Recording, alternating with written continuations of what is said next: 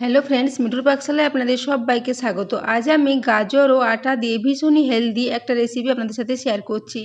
এই জন্য একটা বড় সাইজের গাজর নিয়ে নিয়েছি। গাজরের খোসাটা ছাড়িয়ে পরিষ্কার করে নিয়েছি। তারপর গাজরটাকে এভাবে ছুরির সাহায্যে এরকম ছোটো ছোটো গোল গোল করে কেটে নিচ্ছি। তো দেখুন, এখানে পুরো গাজরটাই এভাবে গোল গোল করে একটু কেটে নিয়েছি। এরপর এই গাজরের টুকরোগুলোকে একটা মিক্সিং জারের মধ্যে নিয়ে খুব ভালো করে পেস্ট করে নেব। তো এই জন্য একটা মিক্সিং জার নিয়ে নিয়েছি। এরপর পুরো গাজরটা নিয়ে এটাকে খুব ভালো করে পেস্ট করে নেব। 2 চামচ জল দিয়ে দেবো এর সাথে। খুব বেশি জল দিয়ে এটাকে পাতলা করা যাবে না, খুব অল্প পরিমাণে জল দিয়ে এটাকে পেস্ট করে নেব। তো বন্ধুরা, আজকে আমি একটা ভীষণই হেলদি রেসিপি আপনাদের সাথে শেয়ার করেছি। এই রেসিপিটা যদি আপনাদের ভালো লেগে থাকে তাহলে অবশ্যই চ্যানেলটি সাবস্ক্রাইব করে আমার পাশে থাকবেন এবং পাশে থাকা বেল আইকনটি অবশ্যই প্রেস করে রাখবেন। তাহলে আমি যে কোনো নোটিফিকেশানে ছাড়ি না কেন তা সবার আগে আপনার কাছে পৌঁছে যাবে।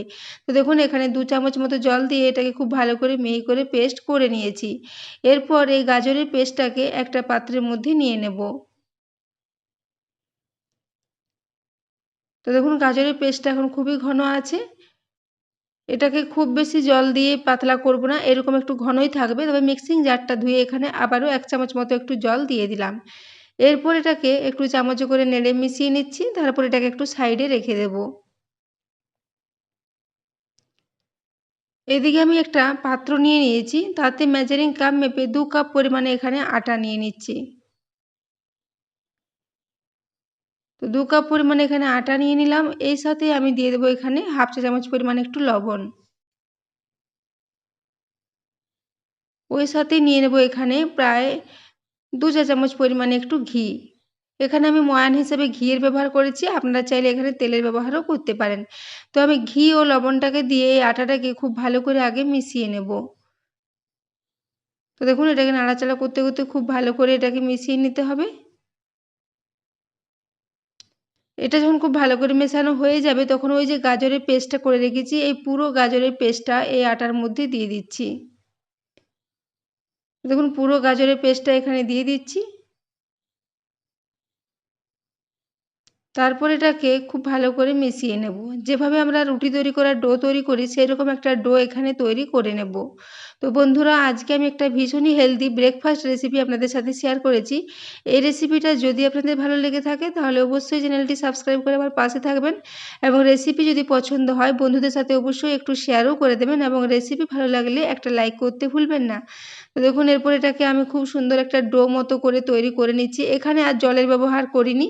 এটা দিয়ে এটা খুব সুন্দর একটা নরম ডো মতো তৈরি হয়ে গেছে। তবে আপনাদের যদি এটা মাখার সময় একটু জলের প্রয়োজন হয় সেক্ষেত্রে একটু জল মিশিয়ে নিতে পারেন।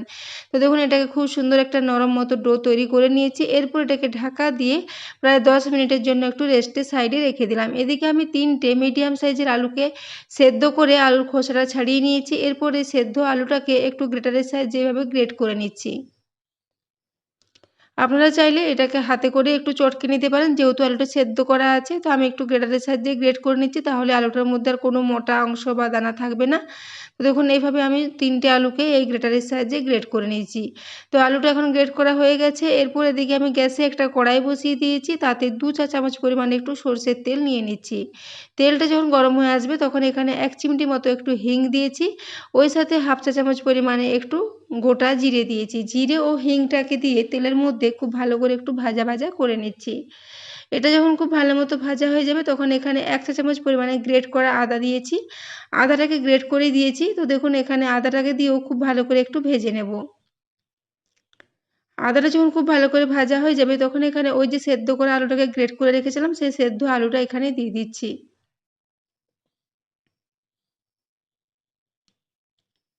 পুরো সেদ্ধ আলুটাকে এখানে দিয়ে দিয়েছি। এরপর আলুটাকে এই তেলের মধ্যে একটু নাড়াচাড়া করে নিয়েছি। এরপর এখানে কিছু গুঁড়ো মশলা দিয়ে দিচ্ছি, যেমন এখানে 1/4 চা চামচ পরিমাণে হলুদের গুঁড়ো দিয়েছি, 1 চা চামচ পরিমাণে ধনে গুঁড়ো দিয়েছি, ওই সাথে স্বাদ মতো লবণ দিয়ে দিলাম এবং ওই সাথেই হাফ চা চামচ পরিমাণে একটু ঝাল লঙ্কার গুঁড়ো দিয়েছি। এরপর সমস্ত কিছু দিয়ে এটাকে মিশিয়ে নেব এবং এটাকে একটু ভাজা ভাজা করে নেব। তো দেখুন, এটাকে খুব ভালো করে এভাবে একটু 2 মিনিটের জন্য ভাজা ভাজা করে নিয়েছি। মশলাটার কাঁচা গন্ধটা চলে যাওয়া পর্যন্ত এটাকে খুব ভালো করে এভাবে মিশিয়ে নিয়েছি। এটা এখন খুব সুন্দর মতো রেডি হয়ে গেছে। এরপর এখানে সব শেষে আমি 1 মুঠো পরিমাণে ধনেপাতা কুচোনো দিয়ে দেব। দেখুন এই ধনেপাতাটা পুরোটা দিয়ে দিলাম। ধনেপাতা দেওয়ার পর এটাকে খুব ভালো করে মিশিয়ে নেব। তো দেখুন ধনেপাতা কুচনোটা দিয়ে এটাকে খুব ভালো করে মিশিয়ে নিচ্ছি। এরপর আমি গ্যাসের ফ্লেমটা অফ করে এটাকে সাইডে রেখে দেব ঠান্ডা হওয়ার জন্য। তো বন্ধুরা আজকের এই রেসিপিটা আপনারা সকালে ব্রেকফাস্টে বা বাচ্চাদের স্কুলের টিফিনে বা বিকেলের দিকে স্ন্যাক্স হিসেবেও বানিয়ে খেতে পারেন। ভীষণ হেলদি এবং ভীষণই টেস্টি একটা রেসিপি। তো দেখুন এটা এখন একদমই রেডি হয়ে গেছে। এরপর এটাকে সাইডে রেখে দিচ্ছি ঠান্ডা হওয়ার জন্য। এদিকে আমি গাজর ও আটার যে ডোটা করে রেখেছি সেটাকে নিয়ে নিলাম 10 মিনিট পর। এরপর এটাকে হাতে করে আবারও একটু মেখে নিচ্ছি। তো দেখুন হাতে করে এটাকে আবারও মেখে নিচ্ছি। তারপর এটা থেকে একটু বেশ বড় বড় আকারে কয়েকটা লেচি কেটে নেব। দেখুন এইভাবে বড় বড় কয়েকটা লেচি এর থেকে কেটে নিচ্ছি। তো বন্ধুরা আজকের এই রেসিপিটা আপনারা বাড়িতে অবশ্যই ট্রাই করুন। ভীষণই হেলদি একটা রেসিপি। বাচ্চাদের স্কুলের টিফিনের জন্য কিংবা সকালে ব্রেকফাস্টের জন্য আপনারা এটা বানিয়ে নিতে পারেন। খুবই একটা টেস্টি রেসিপি। তো দেখুন এখানে আমি কয়েকটা ডো এইভাবে হাতে করে তৈরি করে নিলাম।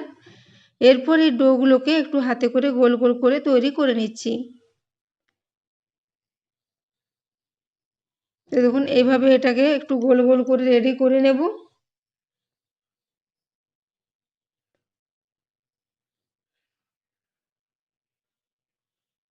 তো দেখুন এখানে আমি সবগুলো এইভাবে রেডি করে নিয়েছি। এদিকে আমি আলুর যে পুরটা করে রেখেছিলাম সেটা এখন ঠান্ডা হয়ে গেছে, সেটাকে একটু ভালো করে নেড়েচেড়ে মিশিয়ে নিচ্ছি। এদিকে আমি একটা চাকি বেলুন নিয়ে নিয়েছি এবং ওই সাথে কিছু শুকনো আটা নিয়ে নিয়েছি। এরপরে আটাটাকে একটু চাকতির মধ্যে দিয়ে দিলাম। তারপর এখান থেকে একটা করে লেচি নেব আর এগুলোকে একটু রুটির মতো করে বেলে নেব। আমি এখানে শুকনো আটা দিয়ে এটাকে বেলেছি। আপনারা চাইলে এটাকে তেল দিয়েও বেলে নিতে পারেন। তো দেখুন আমি এইভাবে এটাকে খুব ভালো করে একটু গোল গোল করে রুটির মতো করে বেলে নিচ্ছি এবং ডোটা আমরা যেভাবে রুটি তৈরি করার জন্য ডো তৈরি করে একটা নরম ডো তৈরি করেছি। তো দেখুন এভাবে এটাকে একটু রুটি তৈরি করার মতো করে মেলে নেব এবং একটু বড় করে এটাকে মেলে নিতে হবে।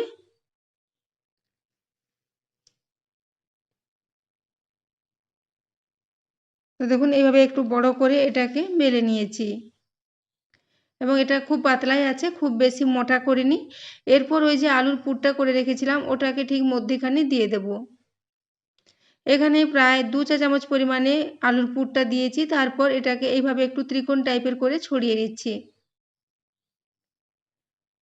তো বন্ধুরা আজকে আমি একটা গাজর, আটা ও আলু দিয়ে ভীষণই হেলদি পরোটার রেসিপি আপনাদের সাথে শেয়ার করেছি। এই রেসিপিটা আপনারা বাড়িতে অবশ্যই ট্রাই করবেন এবং রেসিপিটি কেমন হয়েছে জানাতে ভুলবেন না। তো দেখুন এইভাবে আমি এদিকে এই পরোটাটাকে এভাবে মুড়ে নিচ্ছি। দুদিক থেকে একটু আগে মুড়ে নিলাম, তারপর নিচের দিকটা নিয়ে যেয়ে এইভাবে এর সাথে একটু আটকে দিলাম। এরপর এটাকে আমি শুকনো আটা দিয়ে আবারও একটু বেলুনটাই করে মেলে নেব। তাহলে এটা খুব সুন্দর মতো জয়েন্ট হয়ে যাবে এবং এর ডোটা যেহেতু খুবই নরম করে মাখা আছে এটা খুব ভালো মতো জয়েন্ট হয়ে যাবে। এটা কোনো অবস্থাতেই খুলে যাবে না। তো দেখুন এইভাবে আমি একটু বেলুনের সাহায্যে একটু বেলে পাতলা করে নিচ্ছি। উপরে শুকনো আটা ছড়িয়ে এইভাবে এটাকে একটু বেলে নিচ্ছি। তো বন্ধুরা এই রেসিপিটা বানিয়ে নেওয়া ভীষণই সহজ এবং আমরা নানা রকমভাবে তো পরোটা খেয়ে থাকি। এইভাবে একবার গাজর দিয়ে আটা তৈরি করে এই রেসিপিটা অবশ্যই বাড়িতে ট্রাই করুন। ভীষণই টেস্টি হয়েছিল এই রেসিপিটা। তো দেখুন এইভাবে আমি এটাকে একটু মেরে নিয়েছি, তারপর এটাকে রেডি করে নিয়েছি। তো এইভাবে আমি সমস্ত পরোটাগুলোকে বেলে রেডি করে নেব। তো দেখুন এইভাবে আমি প্রথমে দুটো বেলে নিয়েছি, বাকিগুলো পরে বেলে নেব। তো এরপর আমি এগুলোকে ভেজে নেব। তো সেজন্য গ্যাসে আগে থেকে একটা তাওয়া বসিয়ে রেখেছিলাম। তাওয়াটা খুব ভালো মতো গরম হয়ে গেছে। গ্যাসের ফ্লেমটা মিডিয়ামে রেখেছিলাম। মিডিয়াম ফ্লেমে একটা পরোটা দিয়ে প্রথমে একটু শুকনো অবস্থায় এপিঠ ওপিঠ করে একটু ভেজে নিয়েছি। তারপর উপর থেকে এখানে 1 চা চামচ পরিমাণে একটু ঘি দিয়ে দিলাম। আমি সমস্ত পরোটাগুলো ঘিয়ে ভেজেছি। আপনারা চাইলে এটাকে রিফাইন্ড অয়েল দিয়েও ভাজতে পারেন। তো দেখুন আমি এই পরোটাটাকে ঘি দিয়ে খুব ভালো করে উপরটাতে আগে ছড়িয়ে নিচ্ছি, তারপর উল্টে দিয়ে অপর দিকটাতেও খুব ভালো করে একটু ঘি দিয়ে দেব। এইভাবে আমি মিডিয়াম ফ্লেমে এগুলোকে একটু উল্টে পাল্টে ভেজে নেব। তো দেখুন এইভাবে অপর দিকটাতেও খুব ভালো করে একটু ঘি দিয়ে দিয়েছি। তো দেখুন এই পরোটাগুলো কিন্তু খুব ভালো মতোই ফুলবে। গ্যাসের ফ্লেমটা মিডিয়ামে রেখে এইভাবে এগুলোকে একটু ভেজে নিতে হবে। এক একটা পরোটা হতে প্রায় 3 মিনিট থেকে 3.5 মিনিট মতো সময় লাগবে মিডিয়াম ফ্লেমে। দেখুন এইভাবে আমি এগুলোকে একটু লাল লাল করে ভেজে নেব। এবং গাজর দিয়ে মাখার জন্য এর টেস্টটা অসাধারণ হয়েছিল এবং গাজরের মধ্যে একটা মিষ্টি ভাব থাকে, তাই এই পরোটাগুলোর মধ্যেও একটু বেশ হালকা মিষ্টি মিষ্টি ভাব থাকবে এবং খেতে অসাধারণ হয়েছিল বন্ধুরা। আপনারা এই রেসিপিটা বাড়িতে অবশ্যই ট্রাই করবেন। তো দেখুন এইভাবে আমি ওপর দিকটাও খুব ভালো করে একটু লাল লাল করে ভেজে নিচ্ছি উল্টে পাল্টে। এখানে আমার পরোটা এটা রেডি হয়ে গেছে। এরপর এটাকে আমি তুলে নিচ্ছি। তো দেখুন বন্ধুরা পরোটা কত সুন্দর ফুলেছে। তো দেখুন এইভাবে আমি আগেই দুটো পরোটা ভেজে নিয়েছিলাম। আবারও একটা আপনাদের দেখিয়ে দিচ্ছি। দেখুন পরোটাটা কত সুন্দর ফুলেছে। এইভাবে প্রতিটা পরোটাই খুব সুন্দর মতো ফুলেছিল। তো এখন আমার সমস্ত পরোটাগুলি ভাজা হয়ে গেছে। এরপর একটা প্লেটের মধ্যে নিয়ে নিচ্ছি। সবগুলো এখানে এভাবে আমি সার্ভ করে দিচ্ছি। তো বন্ধুরা আজকের এই রেসিপিটা কেমন লেগেছে কমেন্ট করে জানাতে ভুলবেন না। তো দেখুন এখানে আমি সবগুলোই সার্ভ করে দিয়েছি। আমি এটাকে সকালে ব্রেকফাস্টে বানিয়েছিলাম এবং এটাকে আমি ছোলার ডালের সাথে সার্ভ করেছি। আপনারা এটাকে যেকোনো ডাল বা যেকোনো সবজি বা যেকোনো চাটনির সাথেও সার্ভ করতে পারেন। খেতে অসাধারণ লাগে এবং এই পরোটাগুলো ৫-৬ ঘন্টা পরেও একই রকম নরম থাকে, একদমই শক্ত হয়ে যাবে না। তো দেখুন একটা আমি আপনাদের ছিঁড়ে দেখিয়ে দিচ্ছি। দেখেই বুঝতে পারছেন এগুলো কতটা নরম হয়েছে। ভীষণই নরম হয় এই পরোটাগুলো।